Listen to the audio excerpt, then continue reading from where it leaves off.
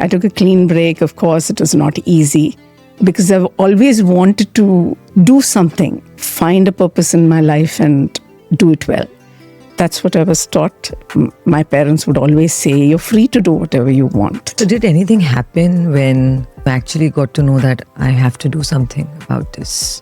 Yeah, thoughts can be very strange at times when you're confined in that manner.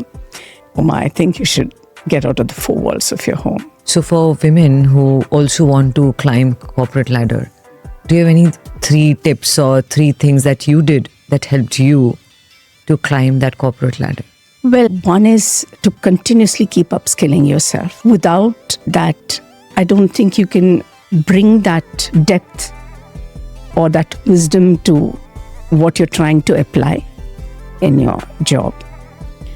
The other aspect is the fact that I know we don't have a setup that is too supportive for women to climb up the corporate ladder. So how did you release these thoughts? You might be having similar thoughts. Becoming an AVP and VP somewhere lost its significance in my thoughts, in what I wanted to do next. And I was at a stage where I wanted to give back to. That was also a very strong thought in my mind. You've done 2 books. Yeah. So this happened only last year, in fact. I wrote my debut novel and I explored a lot of aspects there, as well as, and I wanted to explore all the genres of writing. So and fiction is my favorite, of course, but I want to go through all the genres. That's what I aim to do. And you did Amarnath Yatra. And we didn't take the pilgrim route. We took the more difficult route via Sonamarg. We reached Amarnath and then returned to Delhi after the trek. And that is when Indira Gandhi very graciously agreed to meet us. Hi, welcome to our India Authors Show Season 2. And we have an amazing guest today on our podcast. She has been a student leader to a corporate leader. She's been to a GM level executive. And now she is a best-selling author. So we're going to have a fun conversation with her. A lot to learn from her. But yes, I'm looking forward to this conversation. So let's get started. Please welcome Uma Yoganand. Hi, Uma. Hi. Happy to have you, and I'm looking forward to this conversation. Absolutely looking forward to it as well. So tell me how you started. How has been your journey from a student leader to a corporate GM? How it all happened? I believe that my school gave me that kind of a foundation. I seemed to flower after I left school and joined the junior college that I studied my 11th and 12th in. And I must have done something right in the way I spoke, in the way I carried myself, in the way I behaved, in my persona. I must have executed that kind of leadership qualities that made them nominate me as a student leader in my 12th. And I enjoyed that phase because from a demure girl in school who was not so much of an extrovert, I did take part in activities in school, but nothing on the leadership level. I didn't know I possessed these leadership qualities till I was nominated as a student leader. And I did well there. The role really opened me up considerably to acknowledge my own skills, the way I related to people. Because there were problems that people came to me with. I didn't realize that I'll be solving problems. At a young age, 11, 12. At that point, when you become a student leader, you feel it's just a decorative role. But it wasn't. It went deeper than that. And I met a lot of people during that time. We used to have these lovely meetings that happened, including the students and the professors. So it was amazing, the role. And my ambitions got fueled there to be a leader. Going ahead. Yes. Leading in teams, in Absolutely, corporates. Absolutely. Being that ambitious, wanting to become a career woman was something that I really wanted to climb up. So when you became a student leader, that's when you wanted to be a career woman, career-oriented woman. Yeah. Okay. It was fueled then, definitely fueled then. And all my focus was on doing well thereon, be it graduation or post-graduation. So I did all that. I followed my passion as well. I wanted to write.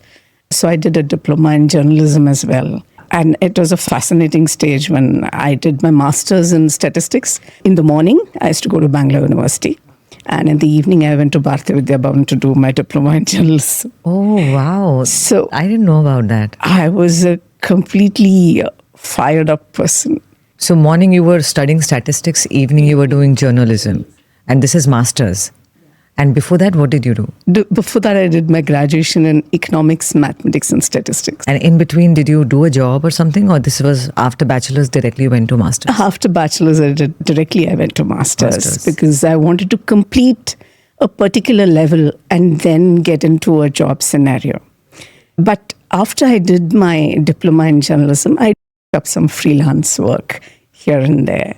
There was a local paper that had come out for our area where I stayed in Bangalore. I wrote articles there. So you wrote for a newspaper? Yeah, as a freelance. And after that, you got into a corporate job then? After my master's is when I seriously started looking for a job. And there was this lovely opening in a research institute that was going to be focused on women health and child nutrition. And again, it was very interesting because we went to Hyderabad, NIN, to do a nutrition course. You did nutrition course also? Yeah, to help identify the health of a child, to measure the kind of food that was given to them. And it was part of your job only? It was part of my job. Okay, social research. Yes. So we went to the rural areas in Karnataka. Our sample size was there. So you were traveling every day from No, Bangalore? we stayed in rural areas. We stayed in the rural area. That must be an experience. Yeah, it was an amazing experience. So I was a transformed person. I used to wear... How old you were that time? I must have been just about 25, 24, 25, even before, actually. I went into the villages and I used to wear these starched cotton saris. Starched cotton, what color? Just pale shades, pastel shades. And I would go into these villages and with my questionnaire and my understanding of what I needed to assess from a women's health standpoint as well as a child's nutrition standpoint and talk to them in Kannada. And I brushed up my Kannada skills to be able to speak to government officials and get permissions. So it was a lovely role, a multidimensional kind of a role. And I did very well because within 6 months, I was even promoted and I was leading a group of field associates. For how long you were in that role? I was there for a year and a half. And then I got married in between too. And yet I persisted. I would barely see my husband in a fortnight. Because you were traveling? I was in the village. You were in the village. So I would come home only during every fortnight I would come home. And that's when I would meet him. And he was okay with it? He was okay with it. He stayed in Bangalore. Sometimes he would come and meet me. Otherwise, I would go. So it went on that way. But then he was transferred to Baroda. And that's when I gave up. I chose to give up my job, which is going so well. And I was so fired about doing so well in it. A difficult choice. I gave it up to focus on my home and children. So you quit your job after 1.5 years or so? Yeah. And then what were you doing? I stayed at home, but fortunately for me, I had a great opening in ORG Baroda because ORG Baroda was also engaged in the same study that I was doing in Bangalore. And they had this social sciences section that dealt with several projects. And they wanted somebody to edit their project reports. So you were doing remotely for them? I was doing remotely for them. So that was a freelance assignment that went on for quite some time till my second child was born. And that's when, again, I took a clean break. Of course, it was not easy because I've always wanted to do something, find a purpose in my life and do it well. That's what I was taught. My parents would always say, you're free to do whatever you want. They never restricted us in any way, encouraged us completely. But they said, whatever you do, make it a point to do it well. So that stayed with me. And I guess that's what I tried to do with every role that I played. That is why you quit your job when you were having kids, because you wanted to do it the best. Yeah. I wanted to give my children the best and perhaps try and do better than my parents if I could, to give them that solid foundation that they needed. So for how many years you were there for your second child? I guess that took some time because still my younger one joined preschool and went on. Is when I thought I needed to get back to work. This wouldn't do because I was feeling trapped in the choice I had made and the responsibility for the choice I had made. That took its toll a little on the way I dealt with it. It was not the best phase.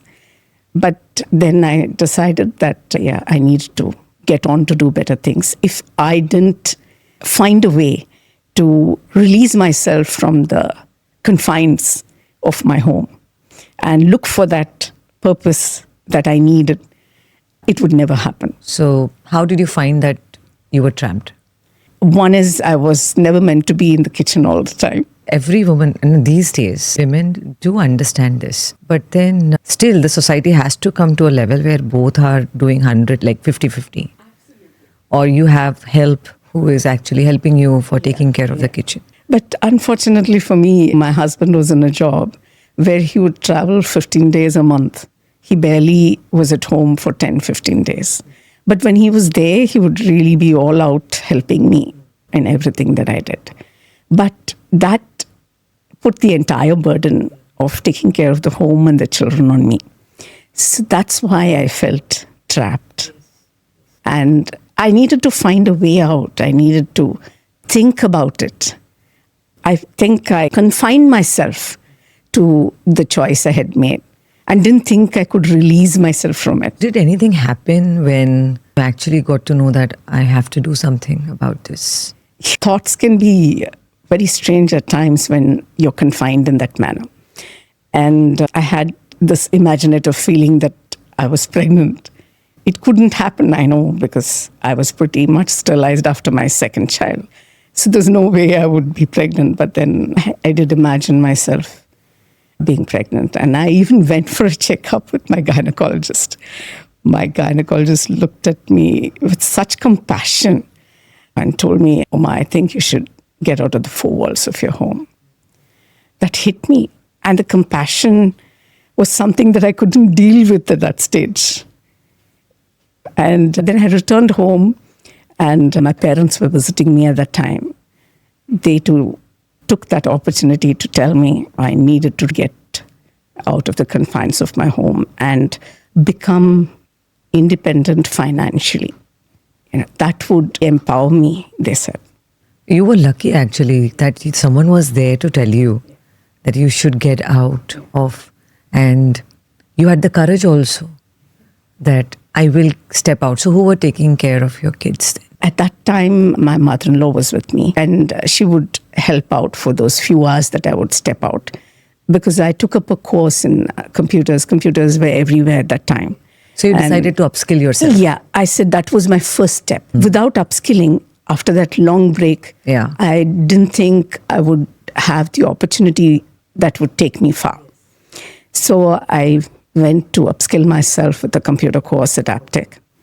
And post that, by the time we had actually moved again to Mumbai, by the end of that course, and I landed a job in a BPO. And that was very interesting again, basically because I think communication played a very strong role there in that job profile. And of course, the leadership element that I knew I had, if I wanted to, that could easily be nurtured. And I could climb the corporate ladder. With that confidence, I joined the BPO. And I did pretty well there, though I had challenges because I found very young people working with me, literally almost half my age. My colleagues, my peers were all very young.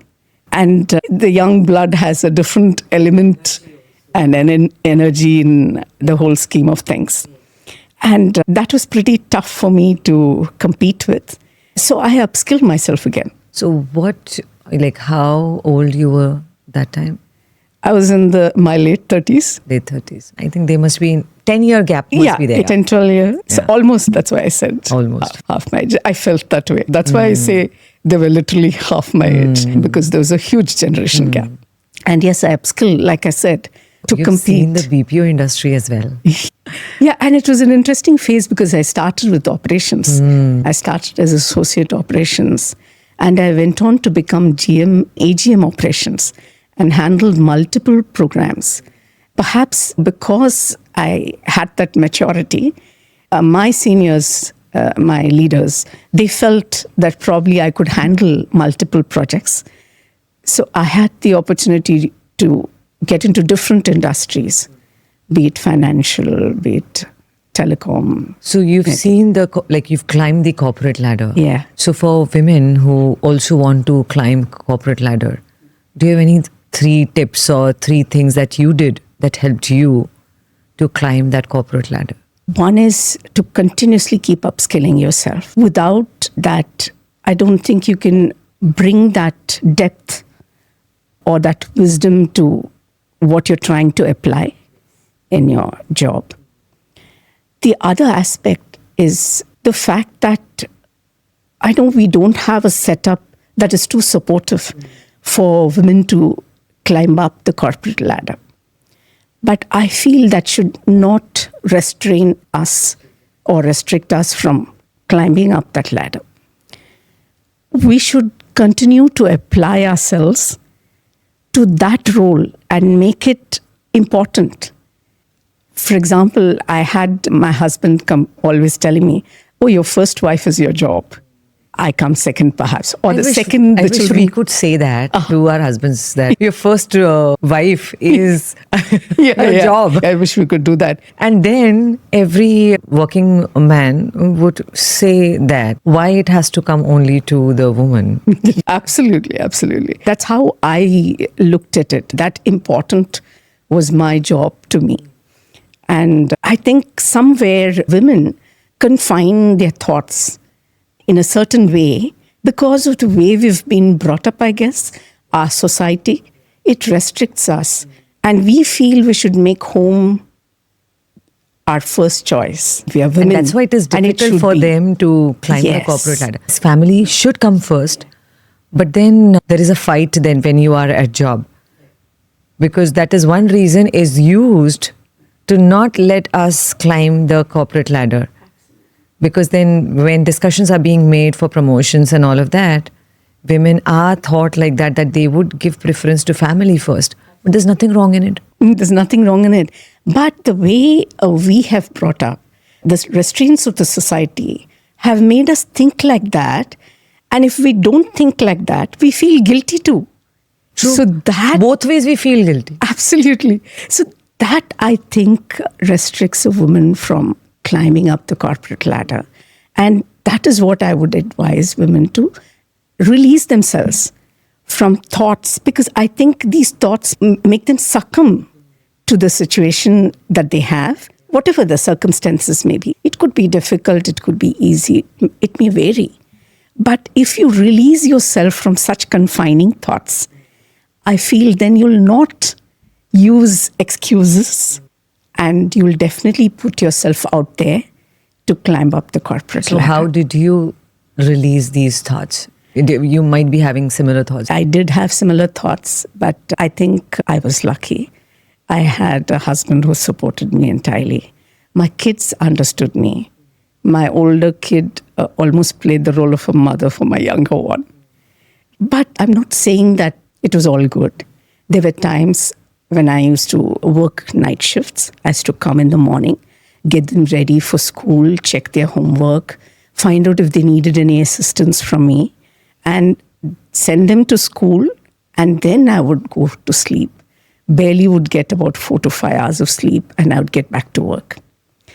It's not easy balancing all this. And there were times when my children would say, "Look, when we really wanted to talk to you, you were always in a meeting." So these are things that will keep coming at you.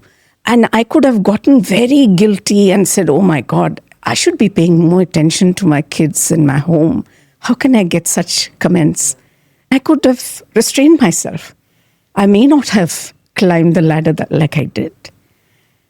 But I spoke to my children. I spoke to my husband and frankly told them the kind of situation that prevailed in my work scenario. What was the challenges I faced and why I may not be available at times. And I would definitely get back to them, but I may take a little time. They were okay with that. They understood you. They understood when me. you talked about it. Yes, I think that is what we don't do. Again, those confining thoughts prevent us from telling our husband and children this because we have the fear that they may not like it. They may not look at us from that perspective and they may not think much of us because we are not really giving them that space. We're not giving them that highest priority that any husband and child would love to have. We'd love to, yes. So there is a little bit of compromise that they need to make. And that's why that conversation really helped. Somewhere when we were talking earlier, you said that your role model is Indra Nooyi. Yeah. And I remember she also had a similar incident where she was supposed to take some cookies or cake for her daughter's school or something, and something happened. Do you remember that incident? Yeah. So, in fact, I was listening to her podcast as well. There was this instance when she explained how she needed to balance looking after her kids. And there was a time when she had to take her kid to the office too, because there was nobody there to take care of the kid. And how she balanced that, giving her kid the time and attending her demanding meetings. So that is why her story, the role that she played, resonates with me, because I somewhere feel that I battled those. Of course, she's at a very different level. She's very much more evolved than perhaps I am. Her story completely resonated with me. And that's why she's a kind of a role model that I look up to. Because she's brought out those aspects in her children too, in the upbringing. Yeah, so I really identify. So you climbed the corporate ladder, you became GM.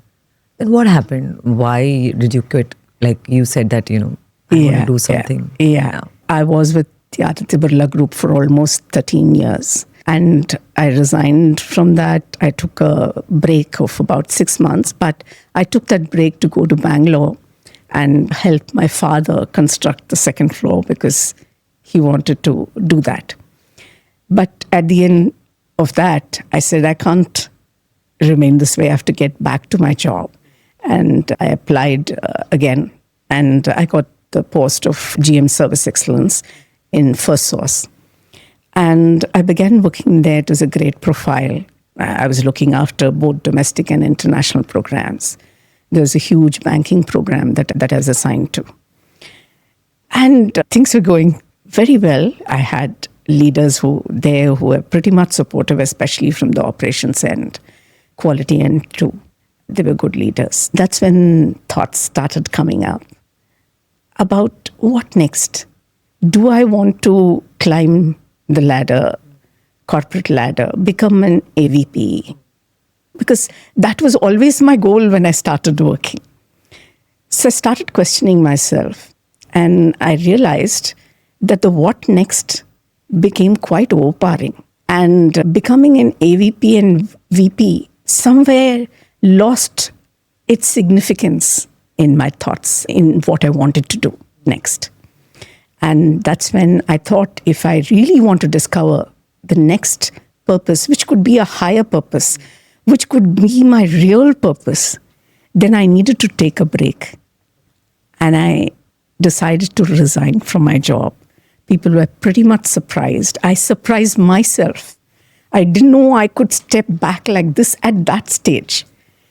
I did that, took the break I wanted, applied myself. I said, first I needed to focus on my health. So I took to running, and I did 10K events. I was associated with Pinkathon.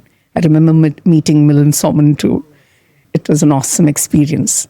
And somewhere that also empowered me in several ways, getting in control of my health, feeling fitter. I said, yes, this is what I want. And this is where probably I'll find that confidence to look at that higher purpose too. And I was at a stage where I wanted to give back to. That was also a very strong thought in my mind. And I always related to others' problems very well.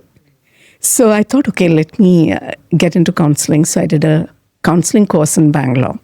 I came back and I spoke to young people. Yeah, I didn't monetize it, but I took it up as something that I want to give a gift back to people. And I was speaking to youngsters about how they can focus, how they can really find their niche. Because I felt that they were a little confused and perhaps lacked that support and motivation as well. So there were times when I even spoke to parents as well as the child, and I was able to direct them in that way. That gave me the thought that somewhere the childhood is more important, right? It's the upbringing that matters. That is what makes the child who grows up to be an adult a more balanced adult in terms of both emotional and intellectual balance that is required. And you were enjoying that part, what you were doing? Yes, I was enjoying. And I felt that was my next thing that I wanted to look at, next calling. So I took up my job as an educational consultant, and I worked there for, even after COVID, even during COVID and after, I focused on it.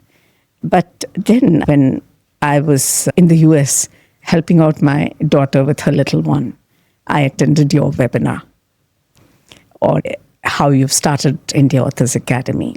And this passion for writing has been right from the start with me, yes. And I have been journaling right through. And I said, perhaps this is what I need to do next. And that's why I joined your webinar. And I really felt I had found my purpose. You have this lovely persona that gave me that vibe that I identified with. And I said, this is my calling, this is my real purpose. And I just joined your academy. And so you did, first one is a collection of short stories. First one is a novel, One Life in the Road. And the next one? Next one is short stories. Short stories. Echoes of the Past. And the third one is coming up. It's coming up. That's a sequel to my first one. Yeah. Okay. Okay, awesome. So tell us, how has been your author journey? I should say more of a catharsis, because in the characters that I have written about, I have found a lot of release for myself too. My journey has not been an easy one, because I've really fought to form my own identity and to discover my real purpose. So I've really fought for that. And the journey didn't come easy. So there were these ups and downs. And hence I'm saying that when I wrote my first book, it was absolutely a catharsis for me. And that carried on. And I think I continue to heal as I write. And these journals, the journaling that I did and what I went through has made me define my mission too. So I have tried to focus on motivating, inspiring the youth and empowering the women too. So these aspects reflect very strongly in the books I've written so far. And I want to continue to do that. See, you reinvented yourself. You found absolutely higher purpose. Yeah. For women who are, whether they have left their job for their family and they want to find, or they never worked, but now they want to do something, what do you have to say to them? I would first say that don't let your circumstances define you. Find your purpose. Reinvent yourself, because you have a hobby. Everybody has a hobby. Everybody knows inside that there's a passion lurking in them. But some way they let their confining thoughts define them, and they don't explore it. They stop themselves because they are in comfort zones. They don't want to get out of that comfort zone. They limit themselves to societal norms. But I feel strongly that there are societal norms even today that that restrict them. So what kind of societal norms, if you can give some example? It's a definition of a woman that the society looks, which is very limiting for a woman if a woman doesn't want to come out of those confines. And those limiting thoughts become her identity. That means they're supposed to be at home, they're supposed to do all of these things. You have to then find time Absolutely. to do other things. Absolutely. And that is where they get restricted, that I don't have time. Yeah. When can I do it? Yeah. So that is where I think they need to help themselves. Nobody will come to their aid. They have to help themselves. They have to find value in themselves and love themselves too. They are worthy. Each one of us are worthy. And we're playing important roles. Being at home is definitely a very good role and a very valuable role. And a difficult role too. But, so obviously they are But worthy. a very thankless job. Yeah, it is. And that's the reason people, like women, don't find worth in it, because they're not looked up for it. Yeah. They look down for it. Yeah. So that daily motivation doesn't come. Yes. And appreciation doesn't come. Yes. And all these factors are important for a woman to feel worthy. And that's why I say that they are alone in this. They have to find it. They have to realize that they are worthy. Love themselves. Find that passion. If you've forgotten it, bring it back. Develop it. Upskill yourself, whatever the passion may be. Upskill yourself. It can be a slow journey. Nobody is in a hurry. And see, upskilling earlier was very difficult. They had to go out. Right. Now upskilling is there on their mobile. Absolutely, I agree with you. It's so easy for anyone to upskill. They just look up for it and do that course or watch that YouTube video if you cannot afford. Watch that YouTube video and learn and do something. Yeah, absolutely. My own sister, she's a homemaker. And she, has never sat back in her comfort zone and limited herself. Her passion is painting. A woman can find that passion, find that hobby, and definitely build it up. It could be anything. Monetization comes eventually. But it's important to follow your passion. At least start. Yes.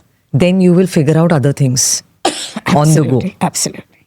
You've met Indira Gandhi. Yeah. How did that happen? In college, we had this Explorers Club. And I have always liked the mountains. I've loved the mountains always. Explorers Club was all about trekking, about climbing hills, about rock climbing. And I said, I definitely want to join this club. I joined the club. It was affiliated to the Karnataka mountaineering also. And they decided to go on this trek to Amarnath. And my parents readily agreed to send me as well. And I went on this trek, which was, I must have been just about 18, 19 at that time. And you did Amarnath Yatra that time? I did Amarnath Yatra. Oh, blessed. And we didn't take the pilgrim route. We took the more difficult route via Sonamarg. And we reached Amarnath and then returned to Delhi after the trek. And that is when Indira Gandhi very graciously agreed to meet us. And we went as a group to her. And she was so gracious about the whole thing. Sat with us, asked us how our trek was, what route did we follow, and did we have any injuries to deal with? Was everybody safe? So it was a lovely conversation that we had with her. And very sweetly, she posed for a photograph with us too. So you have that photo? I have. And that takes a pride of place in my album. So that's very interesting too. Because I've always been in awe of women leaders. Exactly. I was about to ask Yeah. that. I've So always... See, if you see the dots, yeah, you met her, you got a social resource, the works that you've got, actually you were destined to become a leader if we see. You got inspired by so many women leaders. So 18-year-old, right? Meaning 11th, 12th, you got a student leader opportunity. And then you met Indira Gandhi ji. So, yeah, coming back, how did it feel like to meet her? It was just too awesome. Initially, I was overwhelmed when I saw her, but she made it so easy for us to communicate with her and speak to her. And I felt tremendously on top of the world, just being there in the same space as her, talking to her. And she gave this sweet smile that was so full of encouragement that I felt that a person of that stature needn't have taken out that time for us, nor been so gracious and spoken to us in that manner. But she did that, and she inspired me so much just with that small interaction that we had with her. It was an amazing experience. And like I said, I'm an awe of women and women leaders. And this was an excellent exposure that I had. So, with your writing, what is the message you want to share or you're trying to share through your writings? Through my writings, again, I want to empower women and also the youth. So I'm actually telling the youth too that if they have been traumatized in any manner, ensure that you overcome that trauma. Take therapy if you need to. Therapy is no more a taboo word. Take help. Take counseling if need be. But resolve those traumas and then go forward with whatever you want to do, because it is important in any relationship to be released from such limiting factors and open up and become what you want to become and find your purpose too. So living with a purpose is very important, because then that's when life becomes meaningful. So success cannot be defined by just becoming a VP or a director or a CEO. That's a positional ladder that you have climbed. Success comes when you overcome these beliefs, understand yourself, and move forward. That's a journey that you need to discover for yourself and become that well-rounded personality that you're comfortable with. And that, I feel, is a journey. And one has to be patient to strive at it and continuously grow. And I think that's what I try to bring out in my stories, especially in my short stories. I've done that. My journaling helped me there. And I've been able to bring out some very strong women characters there. And even the youth, I've been able to motivate. And that is what I want to continue to do. Have your daughters read your books?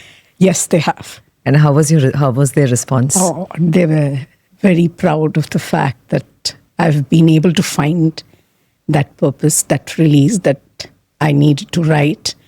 They are very much impressed with the way I'm going about it, and take pride in telling about me to their friends too.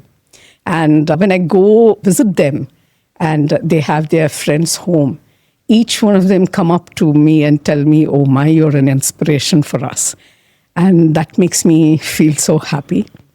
And that also tells me that they don't come up and tell me that just like that. It happens when my daughters may have communicated that feeling to them in what I have done. So yes, they are very proud of the fact that I have taken up writing, which really is my niche. And if your daughters are watching this podcast, do you have a message for them?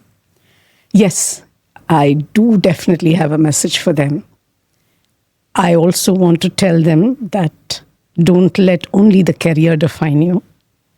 Look for that purpose and live to define that moment that'll help you discover that higher purpose in your lives. And of course, do better than me. Every mother would want that. Yes. So true. If wannabe authors and women who want to reinvent themselves, do you have a message for them? Reinvention, again, when I say it, as easily as that is not really easy. Yeah. Because you need to keep finding that space. You need to find that real element in you, which will help you find that skill, that passion that you want to nurture, basically, and help bring focus to it. That's how reinvention happens. And once you have discovered that, then don't hesitate. If you need to upskill, please upskill yourself. And like we talked about before, upskilling is pretty much easy these days. It is available in the mobile itself. You don't really have to go out and put yourselves out there because you may feel you don't have the time. Yeah. But you'll get all the time if you're just looking at the mobile and looking for that right content that will help you reinvent. So that's another aspect that And one needs to do. biggest learning of your author journey, from your author journey? The biggest learning that I have been able to reflect on a lot of aspects of my own life. And not only healed, like I mentioned, but in that greater purpose of writing, I've discovered that I can do a lot more. I can give back so much more. When I resigned from my job and I said I wanted to give back, I don't think my thoughts were so much more clearer than it is today. Because I think India Authors Academy has nurtured me so well. And you as my mentor, Manish as my mentor, both of you have played such a great role in defining us, in not only defining, refining us perhaps. That is the right word. You have helped us refine our skills and thoughts in such a manner that today I'm able to think that there's a lot more I can give back. At the stage that I'm in, most women perhaps will give up things and say, okay, now I'm retired. I don't want to do too many things. But I think you both have been instrumental in firing up my passion again. I have this burning desire now to really do more than what I'm doing right now and look at really contributing to a women empowerment, motivating youth. I really want to take it to the next level. Amazing. It's lovely talking to you, Uma, and I had so much fun. Thank you so much. And I'm sure our viewers, listeners would have also understood, learned a lot, and also lived some experiences here. So thank you so much for being here. And we would love to continue in some other podcast where we would talk about one of your treks, maybe Amarnath Yatra. Absolutely, absolutely. And maybe you might want to write a book on it, and we might want to read, how it all started and how it ended up you meeting Indira Gandhi. Absolutely. Awesome. Thank you so much. And thank you everyone for watching us. And if you have any questions for Uma, then do drop in the comments. I'm sharing the links also for books. They are available on Amazon, right? Yes. So they are available on Amazon, and she would love to get reviews on her books. So do review her books and do interact with her on Instagram. She's there on Instagram. Yeah, Thank you very absolutely. much.